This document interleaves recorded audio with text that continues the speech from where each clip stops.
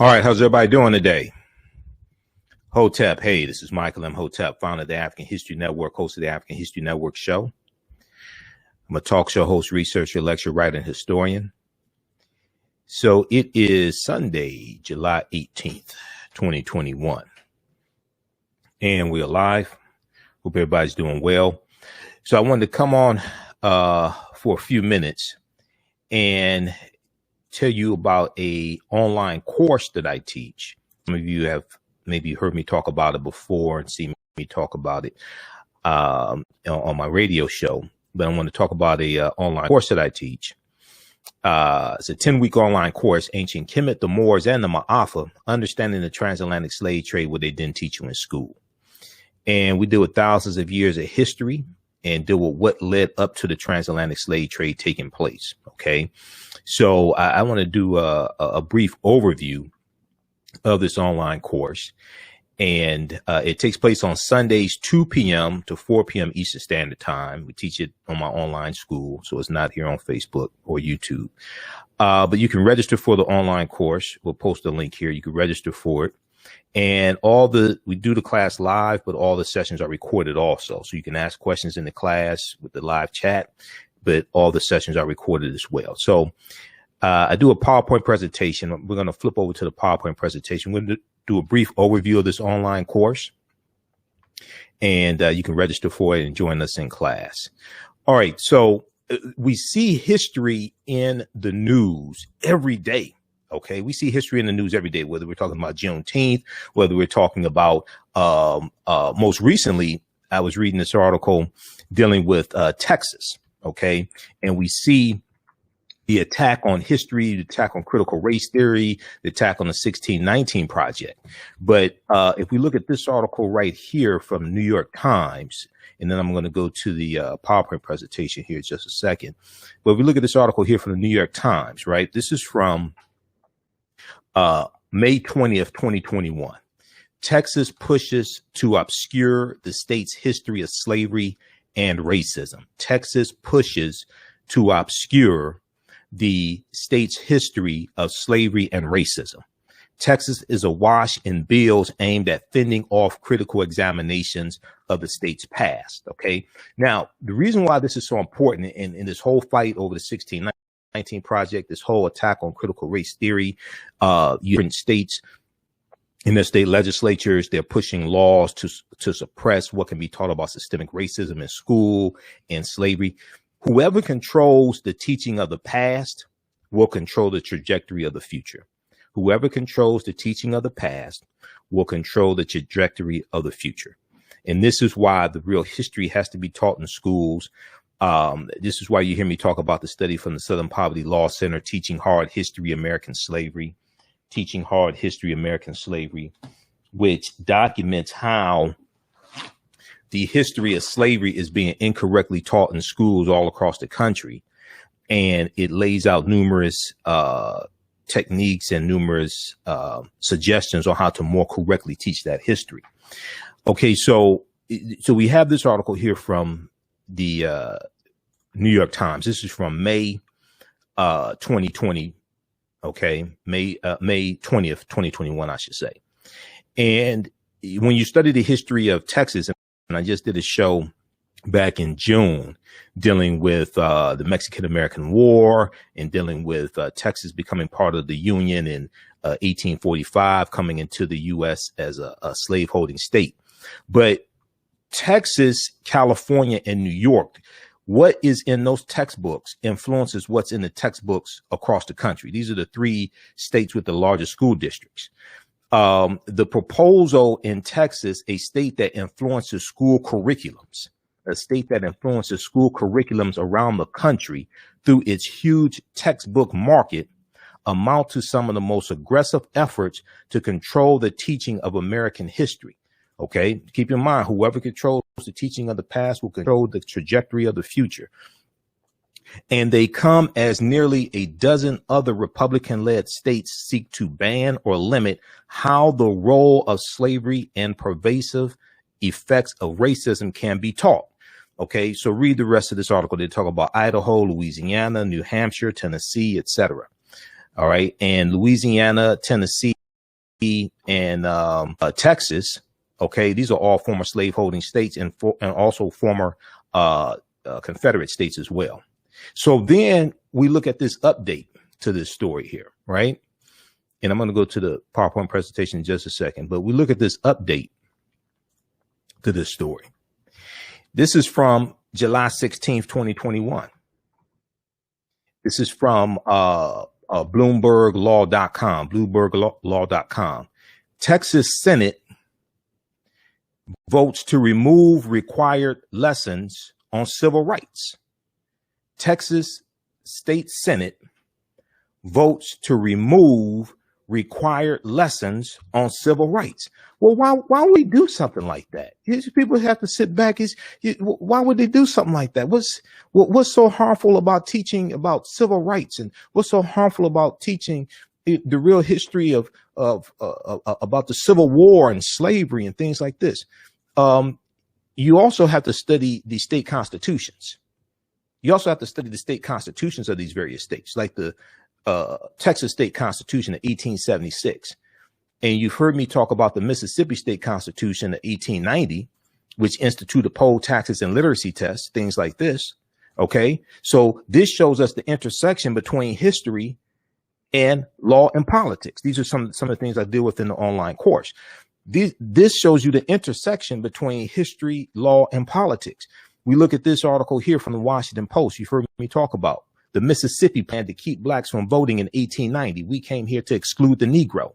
This is what was voted on at the Mississippi State Convention in 1890.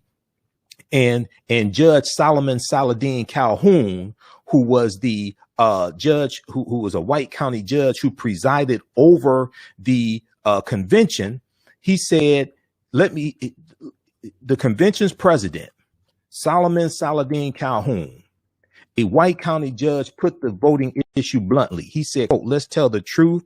If it bursts the bottom of the universe." He said, "We came here to exclude the Negro. Nothing short of this will answer." Now, this is 1890. So this is 35 years after the Civil War ends. Okay. So this is 25 years after the Civil War ends, I should say. 25 years after the Civil War ends, 1865. And African Americans are the majority population in the state of Mississippi. Delegates eventually adopted a literacy test and a poll tax geared to suppress the black vote in a state with a black majority. The majority of the population of Mississippi in 1890 was African American. The Mississippi Plan became the model throughout the South, part of a raft of racially oppressive Jim Crow laws that ended Reconstruction.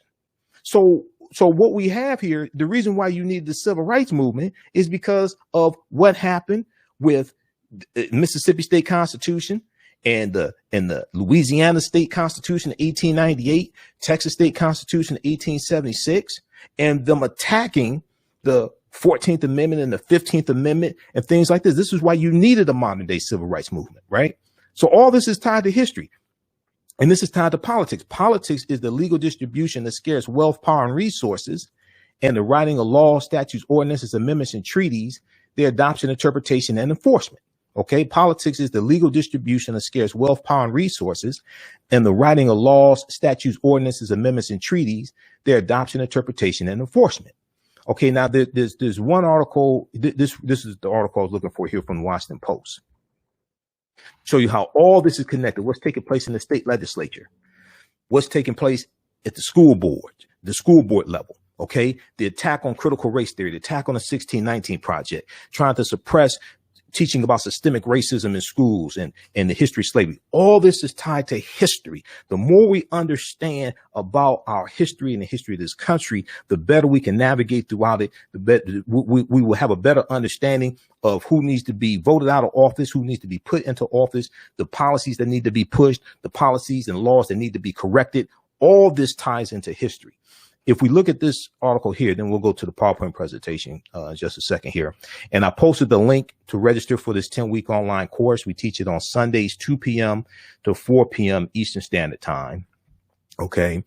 And we do the class live. All the sessions are recorded. The class is regularly $130. It's on sale $80. As soon as you register, you can start watching the archive content for the class we did last Sunday, and you can join us in class for the next class. A Texas bill drew ire for saying it would preserve purity of the ballot box.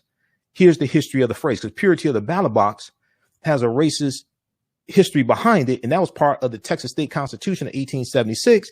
That's going to lead to things like the all-white primaries in 1918, and African Americans were excluded from voting. Okay, so read this article here. It was a word choice loaded with history. The Democratic lawmaker said Thursday, a phrase that fueled all-white primaries during the era of Jim Crow laws and justified the disenfranchisement of people deemed unfit to vote. Okay, but read this full article here and research that purity of the ballot box. Okay, that was part of the Texas State Constitution of 1876. Now, if we go and look at what just happened in Texas, okay, we go and look what just happened in Texas. This article here is from July 16th. Republicans are attacking teaching about civil rights and the civil rights movement in schools. Texas Senate votes to remove required lessons on civil rights. This is July 16th, 2021. Now, we know that 51 Democrats from the Texas House of Representatives, they're in Washington, D.C. They have left the state of Texas to deny Republicans a quorum so they can't vote to push through the voter restriction bill in Texas and get that signed into law, which has a history. You got to study the history of Texas. You have to study the history of the Alamo and settlers from the U.S. going into Texas territory, setting up this Alamo fort, having slavery in Texas, even though Vicente Guerrero, the first black president, he was the second president of Mexico, the first black president of Mexico. He was the first black president in North America. He became president in 1829 of Mexico. He was a former slave and he abolished slavery. And in the Alamo fort, the settlers from the U.S. had slaves, and it's going to cause this conflict, this territorial dispute. And you have the Battle of the Alamo. That's where Davy Crockett's going to be killed, and Jim Bowie, who created the Bowie knife, they're going to be killed. All this stuff. There's going to be revenge from the U.S. and Sam Houston leading his charge against Santa Anna, against Santa Anna's army. All of this, but Texas is going to become a state in the Union, and Texas wins its independence from Mexico in 1836. It becomes a state in the Union in 1845. Then 1846 to 1848, then you have the Mexican-American War, which is also the U.S. is fighting for land. And the U.S. ends up getting Colorado, Arizona, New Mexico, California, Utah, and Nevada. All that land was Mexican territory. All that land was Mexican territory. And this deals with manifest destiny and deals with Europeans in the U.S. They're trying to take over the entire North American continent. Mexico loses a third of their land after the Mexican-American War because of the Treaty of Guadalupe Hidalgo. The U.S. buys that land for $15 million. Mexico didn't want to sell the land. They lose a third of their territory. Okay, behind all this territorial dispute and Europeans trying to take over the entire North American continent. So if we look at this here and understanding whoever controls the teaching of the past will control the trajectory of the future, Texas Senate votes to remove required lessons on civil rights.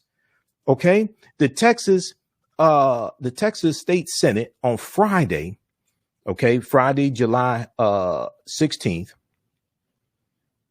passed legislation that would end requirements that public schools include writings on women's suffrage and the civil rights movement in social studies classes. Among the figures whose works would be dropped Susan B. Anthony. Now, we know she was a white supremacist as well. Now, Susan B. Anthony did make amends with Frederick Douglass before he died. Frederick Douglass died in 1895, 5 years after the Mississippi State Constitution of 1890 was signed into law. She did make amends with him, but we know there was racism in the women's suffrage movement, but we should still study the women's suffrage movement as well. The movement of white women to vote, and there were African-American women involved in that, like Sojourner Truth as well. We still need to study that history. Okay. So they're talking about with this bill that passed the Texas State Senate. Among the figures whose works would be dropped, Susan B. Anthony, Cesar Chavez, and Dr. Martin Luther King Jr., whose I Have a Dream speech and the letter from a Birmingham jail would no longer make the curriculum cut. And the way even they teach the I Have a Dream speech is not really historically accurate unless they tell you that the original name of the speech was not I Have a Dream. It was originally called Normalcy Never Again. Then it was called A Cancelled Check. And the speech was not about a dream, because when you read Clarence B. Jones, the article that Clarence B. Jones wrote for the Washington Post, and he was a speechwriter, he was one of the speechwriters for Dr. King. He talks about how the phrase I have a dream did not appear in any of the original drafts of the speech. And the speech was not about a dream. You go to Library of Congress website, loc.gov, and read it. You go to the King Institute at Stanford University. You look at, they have all his papers online at Stanford University that you can read, the King Institute. Okay. When you read the speech, he's talking about dismantling white supremacy. He's talking about dismantling white supremacy. He calls out police brutality. He calls out discrimination and racism. He talks about Negroes moving from a smaller ghetto to a larger ghetto. He's talking about black people in the South who can't vote, and African Americans in New York who feel they have nothing to vote for. He's calling out America on its hypocrisy. And he says we were given a promissory note 100 years prior with the Emancipation Proclamation of 1863. And he said when we take that promissory note to the bank and try to cash it, is marked insufficient funds. He's calling America out on its hypocrisy.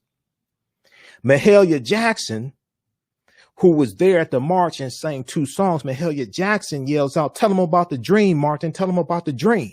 So then he shifts after he deals with the meat of the speech, and then starts talking about the dream and the beloved community. But the beloved community is what happens after you dismantle white supremacy and racism. People focus on the end of the speech, but don't focus on the substance of the speech and what it was about. The speech wasn't about a dream. It's about dismantling white supremacy and racism and holding America accountable from a promissory note given to us 100 years prior. So if we're going to teach about the speech, we need to teach correctly about the speech, and we need to read the entire speech. People skip over him talking about police brutality in the speech. You can go to loc.gov, Library of Congress website, and read the speech. They have the full speech there. Now, the bill SB 3, which passed on a vote of 18-4 in the Texas State Senate, is now stalled because the Texas House of Representatives cannot achieve a quorum while a breakaway group of Democrats is out of the state. Okay, because they're fighting for the John Lewis Voting Rights Act and the For the People Act. Okay. The Texas Democrats who left and went to Washington, D.C. to draw more attention to this issue and try to get support from dumbass senators like Joe Manchin and Kristen Sinema. Now, the special session is set to end on August 6, 2021. Now, this bill will remove more than 24 teaching requirements from a new law, HB 3979, that bars the teaching of critical race theory. But critical race theory is not being taught in K through 12 schools. They don't teach critical race theory. That is a legal analysis taught in law schools and graduate schools in college. They don't teach critical race theory in K through 12. This is a problem looking for a solution. That bars the teaching of critical race theory, an academic framework exploring racism shaping another country. And just teaching history is not critical race theory. Just teaching history and history of slavery and systemic racism, that's not critical race theory. That is a legal analysis taught in law schools. The law included a list of historic figures, events, and documents required for inclusion in social studies classes, the Senate passed bill will remove most mentions of people of color and women from those requirements. I wonder why they would do this. Now, at the same time, Texas is becoming less white as a state and more a state that has more a growing population of African Americans, Latinos, Asian Americans, etc. Texas is becoming less white. Whoever controls the teaching of the past will control the trajectory of the future. The Senate passed bill will remove most mentions of people of color and women from those requirements, along with the requirement that students be taught about the history of white supremacy and, quote, the ways in which it is morally wrong. They want to remove that requirement as well, along with the requirement that students be taught about the history of white supremacy. Now, why would you remove Dr. King and I Have a Dream speech and a letter from a Birmingham jail, and you also want to remove requirements that students be taught about the history of white supremacy and the ways in which it is morally wrong? The measure would also bar the teaching of the 1619 Project, a New York Times initiative exploring U.S. history, starting at the date enslaved people arrived in the English colonies.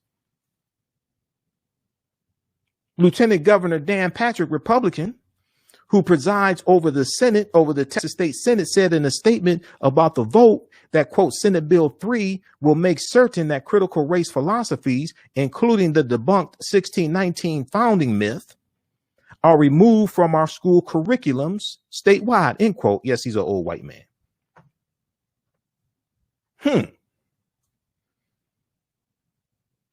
Read this article. This is from July 16, 2021. This ain't from 1871. This is from 2021. Texas Senate votes to remove required lessons on civil rights. I guess they don't teach about Malcolm X either, right? I guess it's safe to say, if you don't want to teach about Dr. King, I guess it's safe to assume that you don't teach about Malcolm X, Marcus Garvey, Black Panther Party for Self-Defense, Kwame Ture. So let's look at this overview of this online course that I teach. We deal with thousands of years of history, what led up to the transatlantic slave trade taking place, understand why this history is so important.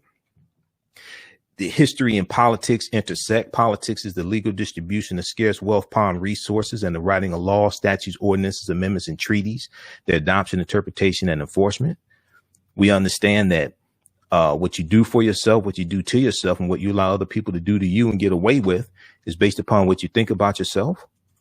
What you think about yourself is based upon what you've been taught about yourself. What you've been taught about yourself is based upon everything you've read, heard, and seen about yourself.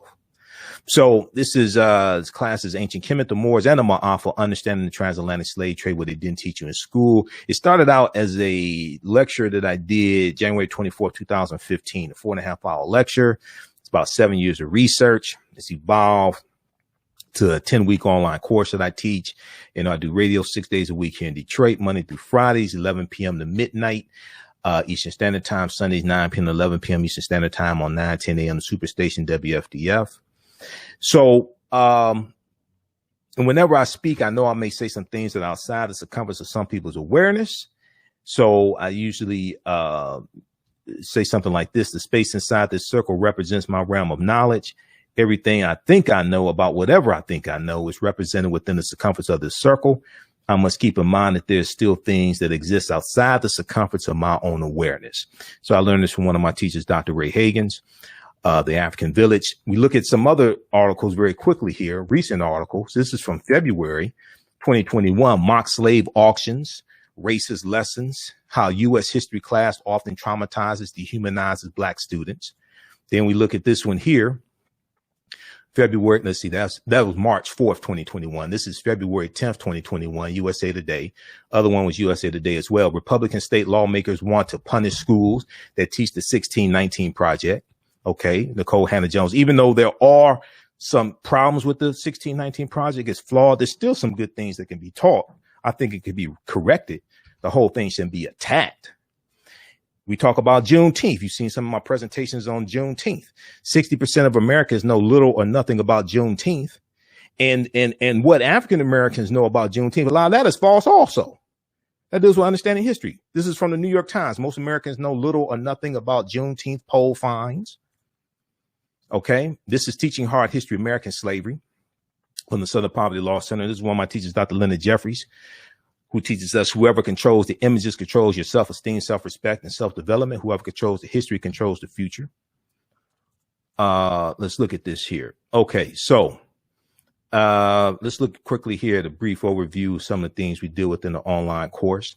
So we deal with understanding what the transatlantic slave trade was, events that take place. We deal with ancient Egypt, ancient Kemet, Africa, Nile Valley region of Africa, Nubia, Ta-Nehisi, Ethiopia, all of that. Okay. What were some of the events that led up to the transatlantic slave trade starting? What role did Christopher Columbus play in the transatlantic slave trade? When did Africans first come to the U.S. as slaves? Did Africans sell themselves into slavery? We deal with that complicated history. When were African people in America before the transatlantic slave trade? That's extremely important. We deal with Christopher Columbus. We deal with Christopher Columbus, who on his 4 voyages, we see him going into Cuba and Haiti and Jamaica, Puerto Rico, Honduras, Panama, all those areas. And we see Haiti and Cuba, as well as Jamaica. Okay. We see them in the news right now. The assassination of President Jovenel Moise. You see me talk about that. We see the protests in Cuba taking place now. And also Jamaica is preparing a petition to petition Britain for about $10 billion in reparations. Okay, because we know that Jamaica was a colony. Jamaica was colonized by the British. And when we look at where Columbus went on his 4 voyages, this is why Columbus is so important to understanding the spread of the transatlantic slave trade. Now, he did not create the transatlantic slave trade. We see it going back to 1441 with the Portuguese. But we have to understand thousands of years of history that lead up to the transatlantic slave trade taking place, the 800-year occupation of Europe by the Africans known as the Moors. And then we see with Columbus helps to lay the foundation for the expansion of the transatlantic slave trade and the exploitation of indigenous people and the expansion of, and he helps to lay the foundation for racism and capitalism, things like this. He helps that expand. But August 3rd, 1492, he set sail on the Nina, the Pinta, and the Santa Maria. Now, 1492 is the same year that the Moors lose control of the last stronghold in Spain, which was Granada, January 2nd, 1492. And this is part of the Reconquista, which is the reconquest, taking back the territories that the Moors occupied. The Reconquista starts in 722 AD. And we see these tensions, these conflicts between the African Moors and these Europeans, especially in Spain and Portugal, things like this. Columbus goes into the Bahamas, which he calls San Salvador. He goes into Cuba and then Hispaniola. This is 1492. And the western portion of the island of Hispaniola, the British are going to take the French are going to take control of that. And it's going to be called Saint Dominique. And then this is where the Haitian Revolution is going to take place, 1791 to 1804.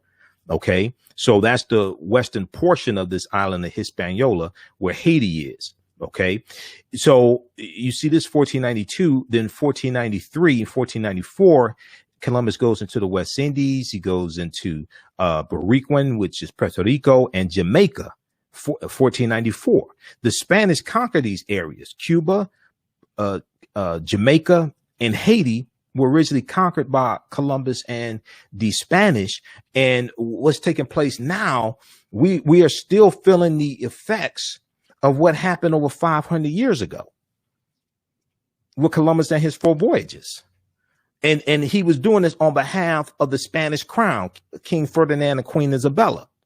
Is going to be their grandson, Emperor Charles V, in 1518, who's going to sign the Asiento de Negros, which is the license coming from Spain, giving that to European nations to provide the Spanish colonies with slaves. And this is African slaves. And this is going to really help the transatlantic slave trade to expand and increases the demand for African slaves. Third voyage, May 1498, Trinidad and Venezuelan mainland in South America. Fourth voyage, May 1504, Panama and Honduras in Central America. Now, Columbus never came to the land we call the United States of America. I know they have statues and busts and things like this of Columbus. He never came to this land. Closest he came here is Cuba, which is 90 miles away. And one of the things they're setting up on these in these colonies, in these Caribbean colonies, are plantations, sugarcane plantations. Okay, which is a huge industry, sugarcane plantations. Okay, so these are just a few of the things that we deal with in the online course. Also, we deal with, and this is on Sundays, 2 p.m. to 4 p.m. Eastern Standard Time. We do the class live. All the sessions are recorded. You can go back and watch it over and over again. You can use this also with your children. I would say it's PG-13. I don't do a lot of cursing, and it's not vulgar. And because we deal with slavery, things like this, we have to deal with some unpleasant topics, of course, but I would say it's PG-13. And we do the class live. All the sessions are recorded.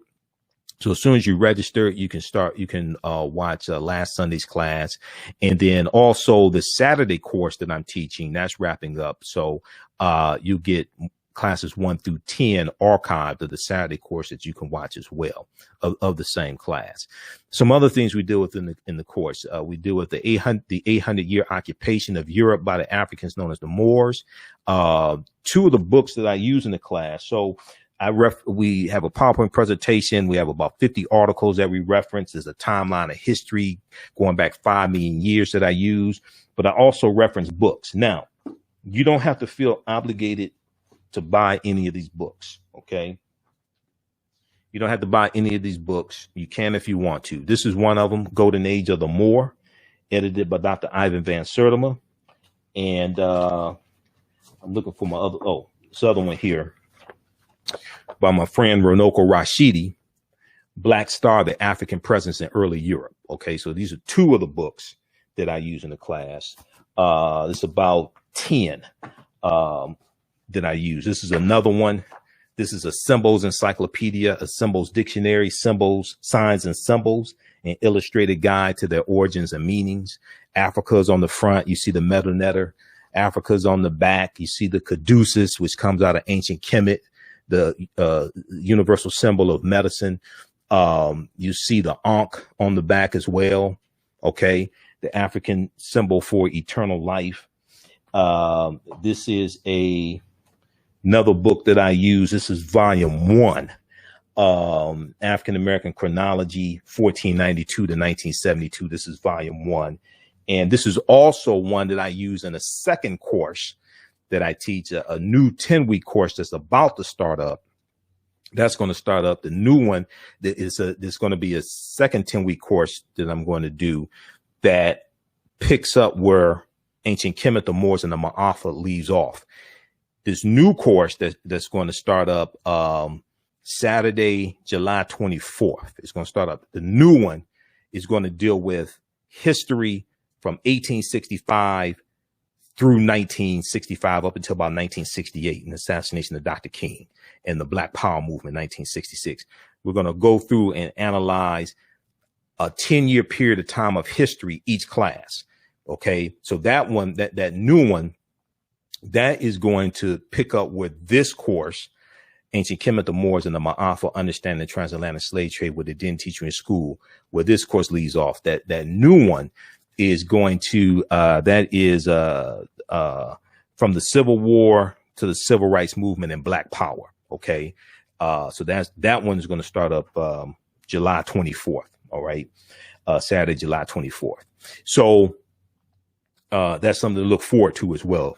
So if you're already in this class, this 10-week class, Ancient Kemet, the Moors, and the Maafa, or you've taken it before, this new class is going to blow you away, because now we'll be able to zero in each class and spend about 2 hours analyzing approximately a 10-year period of time of history, going from the end of slavery, 40 acres and a mule, special field order number 15, Juneteenth, 13th Amendment, 1865 through Reconstruction, Jim Crow era, Plessy versus Ferguson, 1896, Grandfather Clause, 1898, World War I, 1914 to 1918, Great Migration, 1915 to 1970, Red Summer, 1919, over 25 major race riots in the country, Tulsa Race Massacre, 1921, Rosewood, 1923.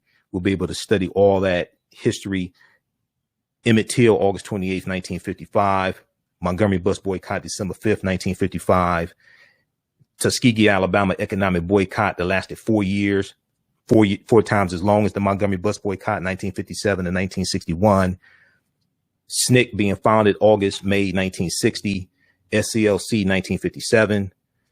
Dr. King's house being firebombed twice in 1956 during the Montgomery bus boycott. Civil rights movement, Black Power movement. We'll be able to analyze a 10-year period of time, each class. That's going to be a fantastic class also. All right. So in this one here, Ancient Kemet, the Moors, and the Maafa, understand the transatlantic slave trade, what they didn't teach you in school, which is a precursor to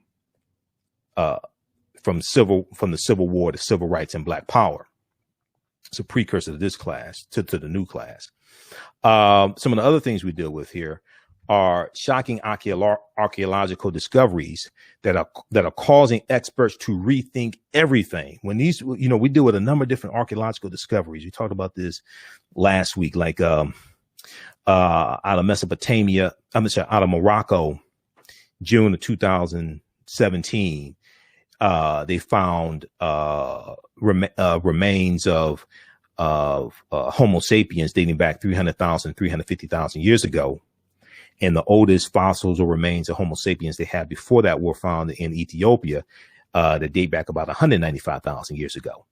And the archaeologists are saying this is causing us to have to rethink everything. They have to push the timelines back. They realize all this stuff is older than what we thought. There's new technology. There's these new archaeological discoveries coming out every other week. Okay. We deal with insurance companies that took out policies on slave ships and enslaved Africans on the plantations, like the Nautilus Life Insurance Company, founded in spring of 1845 in Manhattan. And then they're going to change their name to the New York Life Insurance Company. In their first 3 years, they take out about 500 insurance policies on enslaved Africans on plantations. And there were at least 262 skills, trades, and crafts that African people had in this country from 1619 to 1865. And these skills, trades, and crafts are going to be used to build this country. Okay. We did more than just cook the food, and wash clothes and pick cotton. Okay.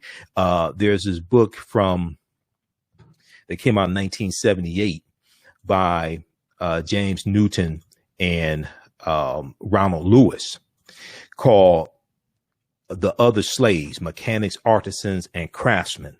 The Other Slaves, Mechanics, Artisans, and Craftsmen.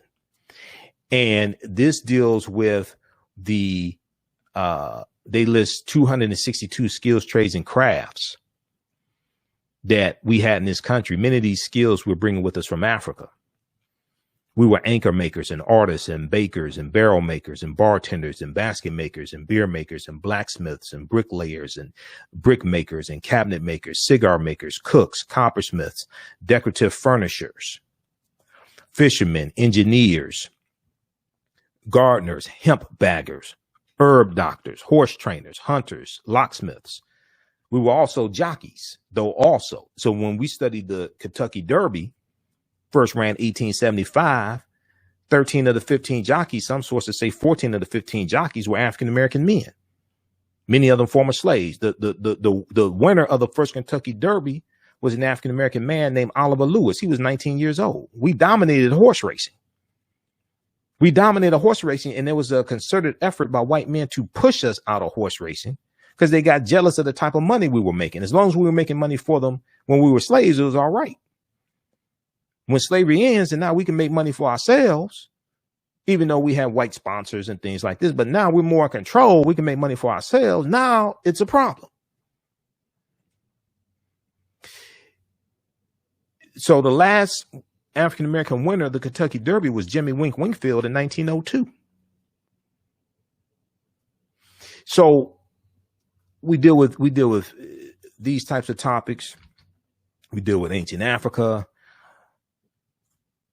African civilizations, Ghana, Songhai, Mali. We deal with Freemasonry, America, and the founding fathers, because the Moors are taking the teachings from ancient Kemet, ancient Egypt into Europe. And these teachings are going to bring Europe out of the Dark Ages, unfortunately, to our detriment. We see the Moors go in 711 AD. They're taking things like chemistry, or what they called alchemy. They're taking the periodic tables. They're introducing new foods, musical instruments, introducing new ways to make swords and make weapons, all different types of things like this. They're introducing treaties to, they're introducing writings on how to make surgical instruments. Okay. And they're teaching freely those who want to learn. These types of teachings are going to, the Moors and the Arabs are going to build the University of Salamanca in Spain around 1285, 1286 AD. Okay. Really the first university there in Spain. Other universities of Toledo and Bologna and Naples, Oxford University, they're going to study the teachings that the Moors are introducing into Europe. Everything we taught them came back to kick us in the behind. And we see this is going to lead to the transatlantic slave trade. This is why I say when we look at this stuff chronologically, because see, the way that it's taught in school, I mean, when I was in Wayne State University and Africana studies classes, the way they teach it, they start oftentimes in 15th century, mid 15th century. And they make it seem like when the Portuguese go into Mauritania and we see the Spanish get involved in the transatlantic slave trade right after the Portuguese, they make it seem like this is the first contact these Europeans have had with African people outside of Greece and Rome and Alexander the Greek going into Egypt, invading Egypt and things like this. Outside of that, they make it seem like this is the first time. No, the Moors were all throughout Europe. They're all throughout Europe. They're in Austria and Czechoslovakia and Germany, things like this. They're all throughout Europe, intermixing with the European culture. Also, not just changing European culture, but changing the complexion of Europeans, because African Moors are intermixing into the European culture as well, changing their complexion, especially in Spain and Portugal. So when we really look at this chronology of history, the transatlantic slave trade is really Europeans getting revenge on Africans for what was happening in Europe and these conflicts between these Moors and Europeans. It's not just something that just fell out of the sky. There's a pretext for this. They were already dealing with these Africans. They knew who they were. It wasn't just something that there was conflict. Now, I don't think anybody knew that it was going to explode, over the course of time to what it eventually evolved to. But there was conflict between them. It wasn't like just something that's just, oh, we don't know what happened. We don't know how we don't know how these laws just manifested. No, there's a pretext to this. Okay. Let's continue. So we deal with the origins of the term America, Africa, and Moor, Freemasonry, America, and the founding fathers. The problem with slave movies, why we're being bombarded with slave movies and slave themed TV shows, even though slavery is part of our history, when they deal with a lot of these movies, they don't put this in the proper historical context either, and don't deal with the African presence in this country going back tens of thousands of years. And there's a lack of TV shows dealing with other aspects of our history and movies, especially dealing with ancient Africa. If you can make Black Panther, Black Panther was a fantastic movie. I mean, I've done a 3-hour lecture dealing with the film Black Panther. Black Panther incorporates African history and culture and 11 different African cultures, spiritual systems. Bast, the Panther deity, that comes from Bastet in ancient Kemet. Bastet was a netter, one of the deities.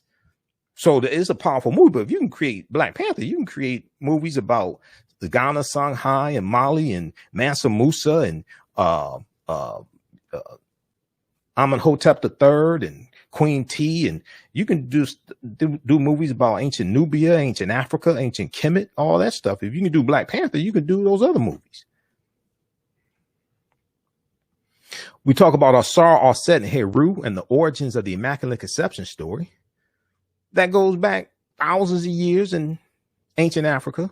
And when we study Europeans in Europe, they were worshiping the Black Madonna and Child before they decolorized the Virgin Mary. They were worshiping the Black Madonna and Child, which comes from Asar, Aset, and Heru. Before they decolorized her, because see, what we're going to see is, and we deal with this in the class, this is why we take you throughout history, right? What we see is as Europeans are coming out of the Dark Ages, conquering people's lands, extracting wealth to rebuild Europe, because Europe, as Dr. John Henry Clark correctly teaches us, was land poor, people poor, and resource poor. Europe had lost 1/4 to 1/3 of their population due to the Black Death, the bubonic plague that hits in 1347 AD and hits in 1347 to 1400. Europe loses somewhere between 25 million to 75 million people. Okay. And they're rebuilding. They're trying to rebuild Europe. They're trying to expel the Moors as well. And as they're conquering people's land, they start to rebuild and gain more power. Okay. As this is taking place, they are expelling the Moors. Some of the Moors are being enslaved, things like this. The Europeans are setting up these colonies in Cuba and in Jamaica and Hispaniola, etc. You start having a rise in the European phenotype, a rise in the dominance of the European phenotype. So figures, images that were traditionally depicted as African get reinterpreted as European. One of them was the Black Madonna and Child. Okay. Because Europeans, you go back hundreds of years, Europeans, or even before then, Europeans were practically worshiping African people. But we're going to see all this change we see it really change in the 13th, 14th, 15th centuries. We see all this stuff get twisted around. If we look at, let's see here. Let me go back to the part because we have Asar and Aset in here. And I'll show you some images. We do with links to ancient Kemet, Egypt. Kemet being one of the original names for Egypt, Kemet meaning the land of the blacks. Links to ancient Kemet and early Christianity. All right. And the story of the virgin birth and the Immaculate Conception and the adoration. That's an ancient African story before Christianity is created. But then we deal with Christ meaning anointed or anointed one, coming from Christos, which is Greek, Christos, coming from the Kemetic ka rest, which means the rising of the spirit, K-A-R-S-T, ka meaning spirit, rest meaning to rise. These are African concepts that get Europeanized. These are African concepts that get Europeanized. This is why to understand what is, you have to understand what was. So let me pull this up here. We deal with Freemasonry in America, the fake Willie Lynch letter 1712, because Willie Lynch never historically existed. And the Willie Lynch letter is proven to be a fraud.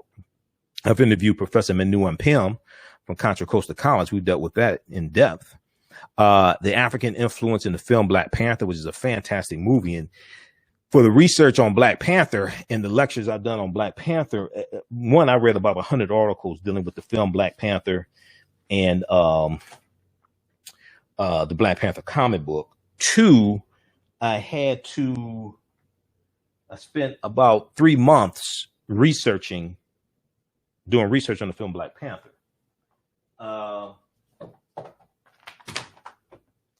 This is this is one book I read dealing with the history of the Black Panther comic book. This book deals with the 52-year history of the Black Panther comic book, because I had to study that and understand how Black Panther fits into the Marvel comic universe and understand these characters and storylines and things like this, because we see a lot of that reflected in the movie. So this is from Marvel, Black Panther, the Ultimate Guide. I had to read this book. And this is a fantastic book here dealing with the Black Panther comic book and all these characters and storylines and all that stuff that we see. I mean, in the film where Killmonger, who comes from the comic book, now they changed the storyline dealing with Killmonger, because in the comic book, Killmonger is 100% Wakandan. In the movie, he is half Wakandan, half African American. They changed that storyline most likely to resonate more with an African American audience. And we see the movie opens in Oakland, California, and ends in Oakland, California, which is a reference to the Black Panther Party for Self-Defense, founded in October 1966 in Oakland, California. Okay, so when Killmonger throws T'Challa off of the waterfall, that waterfall is called Warrior Falls. Warrior Falls is where the ritual combat takes place to see who's going to sit on the throne of Wakanda. All right. And, you know, that comes straight out of the comic books. That's from Jungle Action comic books. I think that was 1973. That's Jungle Action comic books. But that scene is straight out the comic books. You know, so there were 11 different African cultures that we see referenced in the movie. Everything coming from Namibia and Nigeria and Ethiopia, etc. So it's a deep film it's a deep movie on multiple levels. So we talk about the film Black Panther as well. And then the language that's spoken in the film Black Panther is isiXhosa. isiXhosa is a Bantu language, just like Kiswahili is a Bantu language. And then the word Wakanda, we know the word Wakanda is a Native American term. We see that in the Omaha, Ponca, and Sioux Indian languages. Wakanda, which means possesses secret powers. Wakanda is a real word, but is also a Bantu word as well. Wakanda also. And let me see here. Which one was that? Oh, yeah. September 1973, Jungle Action comic book number 6, right. Where he gets thrown off, where Killmonger throws T'Challa off the waterfall at Warrior Falls. Okay. That was in 1973 Jungle Action comic books, issue number 6, September 1973. So, and then this other book here I had to read to understand the movie and be able to talk intelligently about the movie and do lectures. Some people didn't do this preparation. Was this book here from Marvel, Black Panther, the official movie special. Black Panther, the official movie special. And this has interviews with the cast and director Ryan Coogler and things like this, gives background information on the film. So it was deep research I had to do to be able to talk about the film and do lectures. Once again, some people were putting information out and didn't do no research, but okay. So this class, once again, I teach this on Sundays, 2 p.m. to 4 p.m. Eastern Standard Time. Ancient Kemet, the Moors, and the Maafa, understanding the transatlantic slave trade, what they didn't teach you in school. If you go to our website, AfricanHistoryNetwork.com, AfricanHistoryNetwork.com, it's on the homepage of the website. We posted a link here, but it's also on the homepage of the website. And you scroll down the homepage. We have the information there. Click on register here. Click on register here. And we see the flyer. It takes you to the next page. And click on enroll. As soon as you enroll, you can start watching the content. All right. Class is regularly $130. It's on sale $80. It's on sale $80. I do the class live. All the sessions are recorded. You can go back and watch it over and over again. You still have access to the class even after the class is over with. So next year, you can go back and watch the entire course offering. It's archived. You will also get as a bonus, you'll get the lecture that I did June 16th, dealing with the real history of Juneteenth. It's a 2.5-hour lecture. You get that in digital download format. You get that as a bonus for registering for this 10-week online course. Some of the other things I deal with in the class, when we deal with the transatlantic slave trade, we know that we're dealing with the forced journey of African people from Europe to Africa to the Americas. Trinkets from Europe exchanged for Africans or used or they use money to purchase them. It lasts from roughly 1440s to 1865. And let me see something here. I wanted to show you, so we talk about the Middle Passage and what it was. I wanted to, we deal with Dr. David Imhotep's work. So we also had guest speakers in the class. Dr. David Imhotep was one of my guest speakers. My Saturday class, he spoke to the Saturday class, June 12th. When you register for this online course, you would get archived content, and you get the interview that I did with, you'll get the session where Dr. David Imhotep spoke to our class also. He wrote the book, The First Americans Were Africans, Documented Evidence. And this book came out in 2011. His book deals with the African presence in the Americas dating back at least 51,700 years ago. On page 14 of his book, he deals with a discovery made in 2004 in Allendale County, South Carolina, by Dr. Albert Goodyear. Dr. Albert Goodyear is an archaeologist at the University of South Carolina. At this campsite in Allendale County, South Carolina, they found 13 different types of evidence, thoroughly documenting an African presence in this country going back at least 51,700 years ago. Now, since then, actually in the class where Dr. David Imhotep spoke, he talked about a discovery made in the last couple of years in Mexico that shows an African presence going back at least 250,000 years ago. Okay. So he when he spoke to my class, he talked about that discovery. But this one here is in South Carolina, dates back at least 51,700 years ago. Here's what they found. They found artifacts, architecture, campsites, carvings, Egyptian writings, footprints in lava, genetic M174D haploid groups dealing with DNA and genetics, linguistics, paintings, skulls, skeletons, structures, and tools. They found 13 different types of evidence, thoroughly documenting an African presence dating back at least 51,700 years ago. Now, this is before Native Americans came into existence. Okay, this is before Native Americans came into existence. This is why the first Americans were Africans. And even if you look at the 1828 Noah Webster Dictionary and you look up the word American, they tell you that American applied to was the term used by Europeans to describe the Aboriginal and copper-colored races of the Americas. Okay, so what this means is that the term American originally did not apply to Europeans. It applied to African people and Native Americans, because this is who Europeans found when they got here. All right, so even when we use the term American, and American has to do with citizenship, even when we have to use that term, we deal with the origins of that term. We have to understand, well, who were the original Americans? Okay, this causes us to ask questions and do more research and say, well, wait a second, who were the original Americans? And if we look at in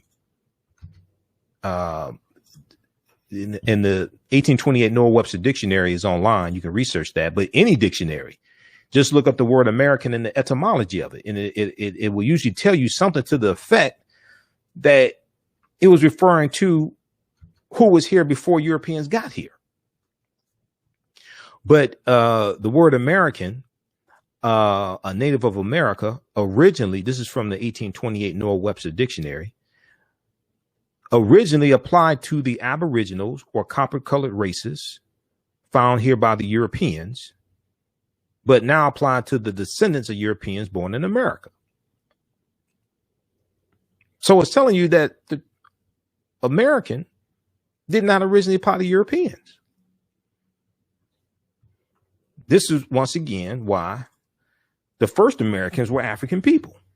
We are the original Americans. I'm not trying to take anything away from Native Americans. We know they were here before Europeans. But the people who we call Native Americans are the offspring of an intermixing of Africans who were here for tens of thousands of years, and Asians who come here around 3000 BC. And they're going to intermix, in their offspring are who oftentimes are called Native Americans. But it's also important to understand that you have groups of African people who are here who are going to be relabeled as Native Americans also by European settlers, by European colonizers, whatever term you may want to use. You're going to have groups of African people who are here who get relabeled as Native American. And then we look here at this article from ScienceDaily.com. ScienceDaily.com is a scientific website. They have scientific discoveries there, things like that. They have an article from 2004 about Dr. Albert Goodyear and his discovery. Okay. And this is a summary of the discovery. Now, the name of the article is New Evidence Puts Man in North America 50,000 years ago. New Evidence Puts Man in North America 50,000 years ago.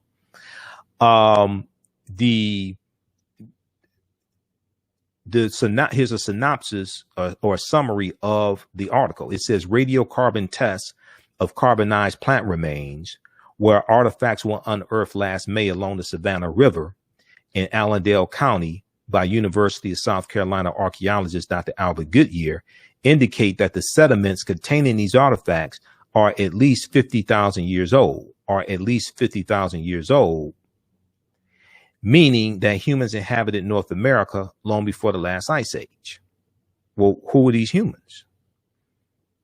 50,000 years ago, that's before Native Americans come into existence. And that's before the oldest settlement in North America, which is the Clovis culture settlement found in New Mexico, that they say dates back to about 13,000 years ago. This discovery here blows the Clovis culture settlement out of the water. So who were these people? These were the Khoisan, who come from Southern Africa, go all around the world, have the oldest DNA on the planet, that are ancestors to the Ainu and the Twa, and they were here in this land. This is who this was. New York Times had a good article from February 2010 on Crete, new evidence of very ancient mariners. They talk about stone tools found on the Greek island of Crete over the course of 2 summers. These stone tools date back 130,000 years ago, but Crete has been an island for more than 5 million years. Okay. These discoveries are blowing everything out the water and causing the archaeologists and the paleontologists and the scientists to have to rethink everything. Now, lastly, there was a, where is that? On the show. Yeah, set. Okay, we'll go here. Slide 55, because I have over 100 slides here. We'll go to slide 55. And we see, even when you have the founding fathers, many of them are Freemasons here in this country. And we see the Moors taking the teachings from ancient Kemet, ancient Egypt into Europe. And it's going to come back to this land, a lot of those teachings watered down in the form of Freemasonry. But when we look at this right here, the Washington Monument, that's a Tekken, comes straight out of ancient Kemet, ancient Egypt, symbol of resurrection from the story of Asar set in Heru. There are about 1,200 Tekkenu throughout ancient Kemet. Today, there are only about somewhere around 12. And when we look at Freemasonry, we see the word Mason is derived from the Latin words mass and sun. Mason means child of light and expresses the desire to pursue light, which is a metaphor for the sun, which symbolizes knowledge. The term child of light or sons and daughters of light was first used to identify first used to identify students who had completed 42 years of study in the temples of ancient Kemet, of ancient Egypt. Okay. And we're going to see these teachings end up in Europe. Okay. We're going to see a lot of these teachings end up in Europe to our detriment. This is all this stuff is going to come back to kick us in the behind once again, as I said. Okay. This is why I said I wish we had never taught them, because and when we study what happened in Europe, we're going to see how all this comes back to kick us in the behind. But we're going to see this information end up in Freemasonry. Okay. It's going to be watered down, but yeah, we're going to see it end up in Freemasonry. And we're going to see it come to this land. Okay. And we see it in symbols also. We see it in symbols like the Tekken, the Washington Monument. And we know that George Washington was a Freemason. Okay. As well. So all right, let's continue here.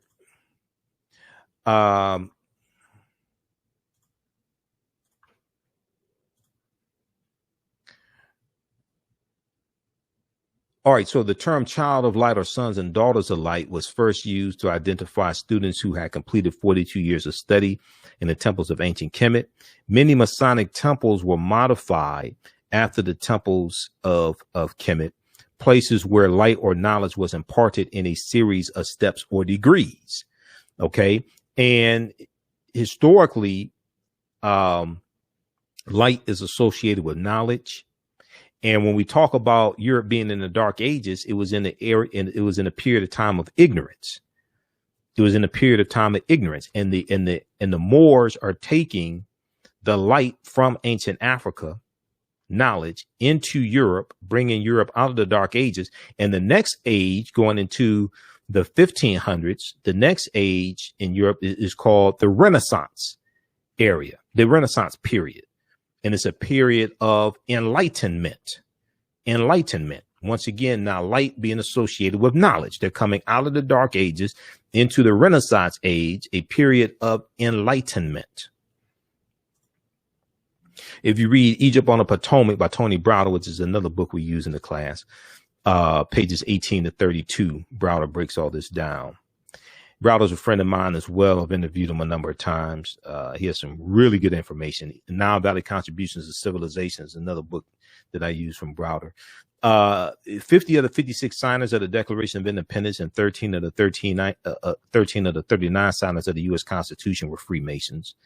4 of the first 5 presidents were Freemasons, and 14 presidents in all have been Freemasons. Now, this is one of the famous statues of Asar, Aset, and Heru, who the Greeks called Osiris, Isis, and Horus, the first Holy Trinity. And Heru was born on December 25th. Okay. And this is how we get Isis, Aset. Aset means she of throne, but the Greeks called her Isis, and this is how we get the Secrets of Isis TV show from DC Comics in the 1970s. Used to come on Saturday morning, the Shazam and Isis hour. I used to watch it. And I think a few years ago, they had episodes of the Secrets of Isis on Hulu. And when you watch it, they tell you in the trailer of it, when it comes on, they tell you that she gets her powers from ancient Egypt. They don't show any African people, but they tell you she gets her powers from ancient Egypt, and they talk about Hathor, and they start naming these deities, these Neteru, things like this. So we just saw this white woman flying through the air, and her name is Isis. And they say, okay, she gets her powers from Egypt, but they ain't talk about African people. They just co-opted it. It's just cultural appropriation. Some people is lying also, but it's cultural appropriation. Okay, this is what they're doing. And then as we go from Aset and Heru to the Black Madonna and Child that was worshipped all throughout Europe, and they still have statues of the Black Madonna and Child today in Russia and in Poland and in places like this, France. They're worshiping African people. They're worshiping the African woman. And then as you have a rise in the European phenotype, you have a rise in European powers. They start to to colonize this imagery, and then we get the white Mary and Jesus. They start to colonize the imagery and decolorize it. Okay. All right. So these are some of the things we deal with in the online course: Ancient Kemet, the Moors, and the Maafa, understanding the transatlantic slave trade, what they didn't teach you in school. If you visit, so we posted a link here, you can register for it. It's a 10-week online course. We deal with thousands of years of history. We do the class live. All the sessions are recorded. You can go back and watch them over and over again. They're archived. You can ask questions in class. Also, we have a live text chat. You can see me. I can't see you. You can be in there in your pajamas, whatever. You can have a bonnet on. So, I mean, you don't have to worry about it. It's not like Zoom where you can see everybody and you see the whole class. You know, it's not like that. You can see me. We have a live text chat. You can ask questions, and or you can email me your questions also. But if you go to our website, AfricanHistoryNetwork.com, you scroll down, you'll see the information for our online course. Click on register here. It takes you to the next page, and click on enroll. As soon as you register, you can start watching the course content. All right. Okay. We'll post a link here also. And if you have any questions, you can email me as well. ahnshow@AfricanHistoryNetwork.com. ahnshow@AfricanHistoryNetwork.com. And then you'll also get the bonus of the digital download of the 2.5-hour lecture I did dealing with the real history of Juneteenth, also with this class as well. All right. So hopefully you like this type of information. Be sure to follow us here on our Facebook fan page, The African History Network, The African History Network, and my YouTube channel, Michael Imhotep, IMHOTEP. Turn on live notifications so when we go, so you know when we go live. If you like this video, click on the thumbs up as well. Click on the like, click on the thumbs up, give us a heart, and we'll see you in class. Remember, right now is correct. Wrong behavior is not over till we win. Wakanda forever. And we'll talk to you next time. Peace.